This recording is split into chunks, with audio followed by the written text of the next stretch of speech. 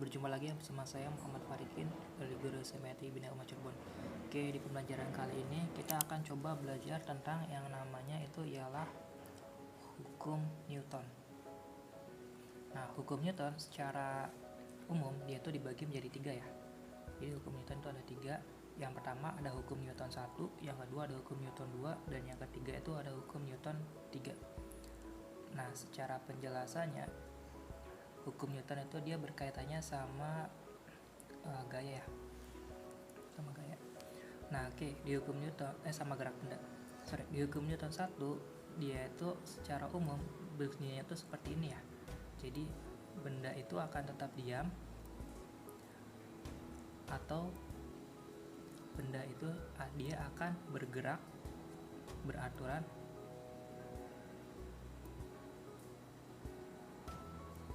kalau tidak ada gaya luar yang mengenainya. Kalau tidak ada gaya luar yang mengenainya. Maksudnya gimana?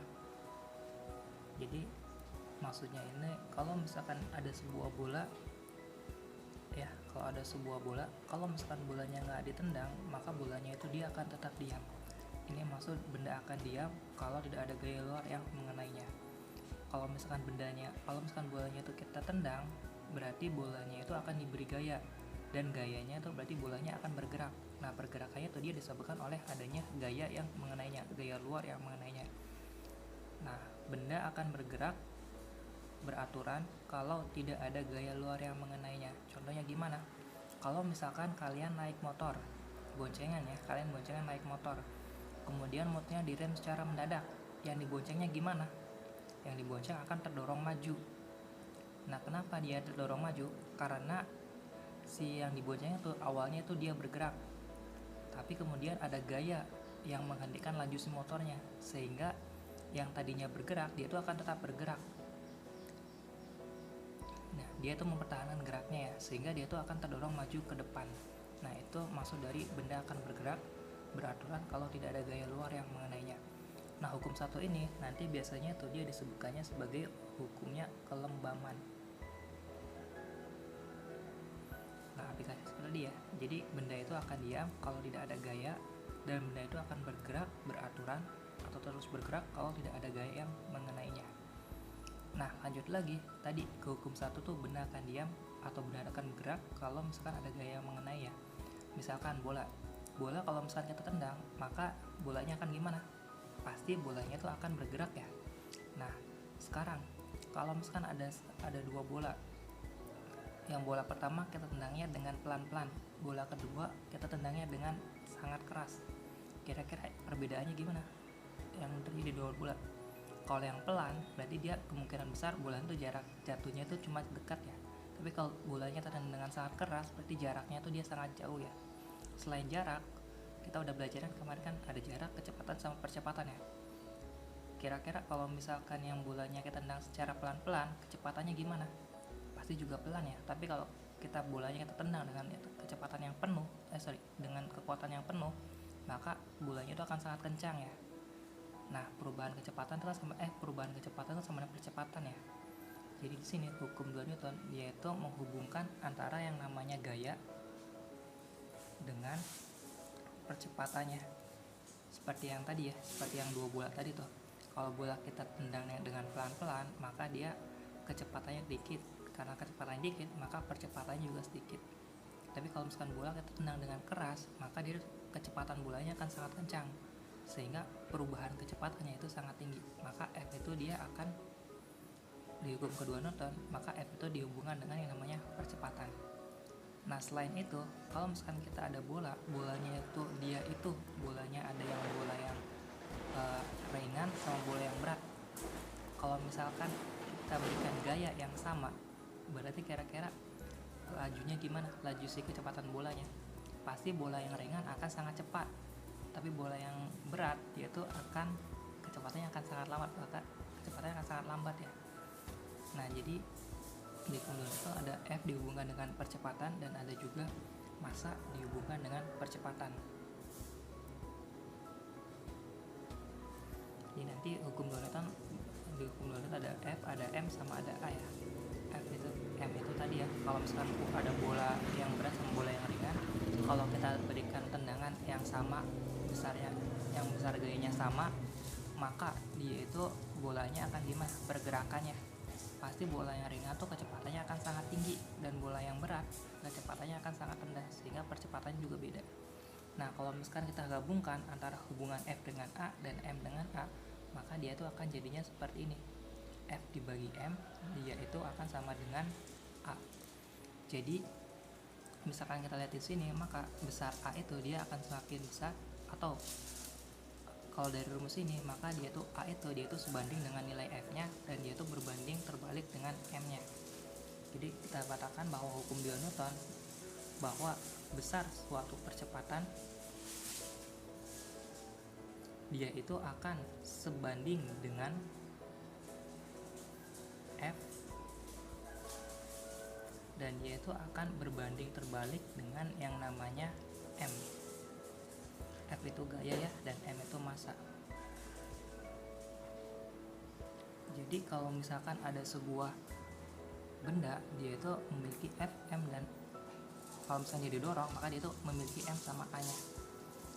Nah, A nya itu dia itu akan semakin besar kalau F nya semakin besar, dan A itu dia akan semakin besar kalau M nya itu dia kecil. Ya, seperti ini ya rumusnya. F per M itu sama dengan A. Ini yang namanya hukum 2 Newton. Nah, gimana hukum 3 Newton? Hukum 3 Newton dia itu sama aja ya. Dia itu sama yang kayak hukum yang kedua, tapi dia tuh gini. Kalau hukum 3 Newton secara umumnya dia itu gini. Ada aksi, maka dia itu akan ada reaksi. Nah, kalau misalkan aksinya itu dia itu besarnya positif 100 Newton, maka di sini reaksinya dia itu sama, yaitu besarnya 100, tapi 100-nya dalam bilangan negatif 100 Newton. Positif sama negatif itu cuma menyatakan arah ya. Jadi positif itu dia arahnya searah, kalau negatif berarti dia berlawanan arah sama yang positif ini.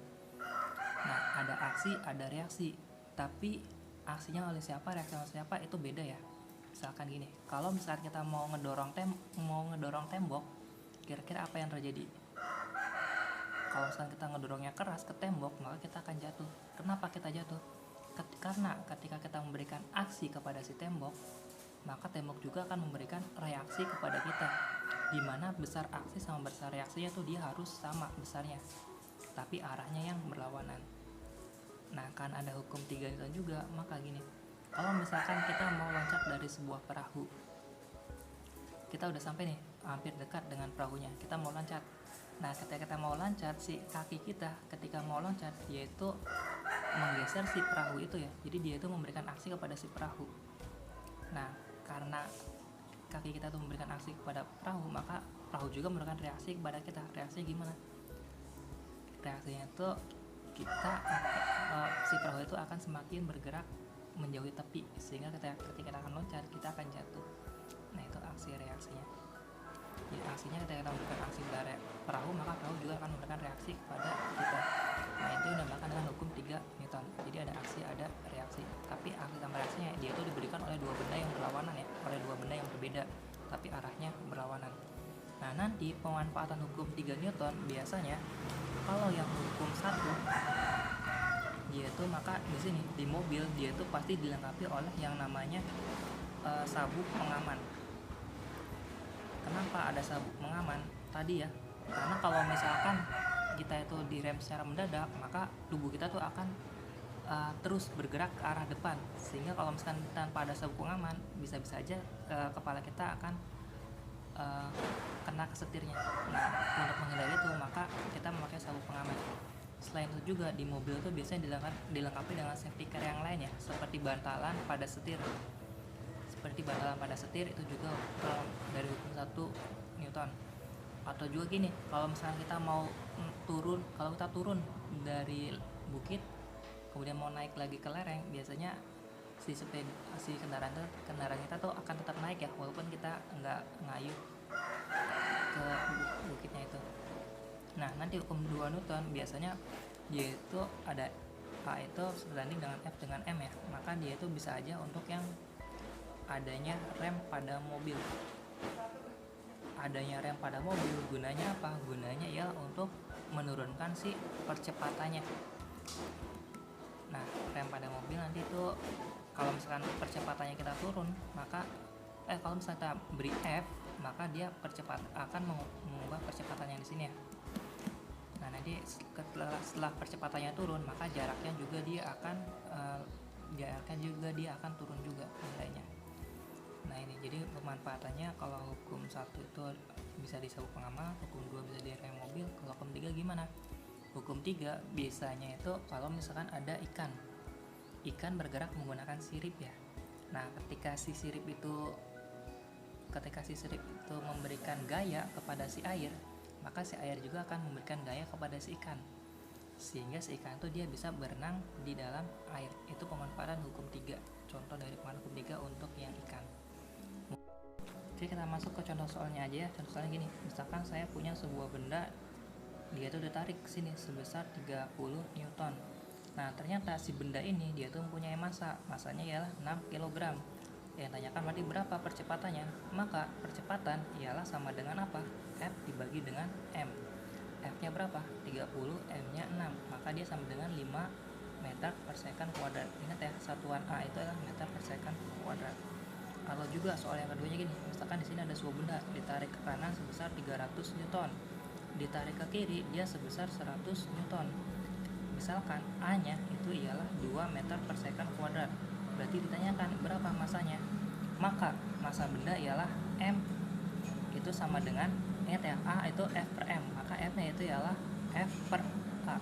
F-nya kita pakai resultan gaya, ke arah kanannya 300, ke arah kirinya 100, dia berlawanan arah kan? Kanan sama kiri kan berlawanan, berarti ini dia berlawanan arah, berarti 300-nya kita kurangi dengan 100. 300 kurangi 100 berarti dia 200 ya. Ini 300 kurangi 100 dibagi dengan A-nya itu ialah 2. Nanti 300 kurangi 100 itu 200 dibagi dengan 2, maka ini sama dengan 100. Satuannya apa? Kilogram. Ingat, M-nya itu dia satuannya kilogram, A dia satuannya meter per second, dan N dan gaya dia itu satuannya Newton. Mungkin sekian saja dari saya. Wassalamualaikum warahmatullahi wabarakatuh.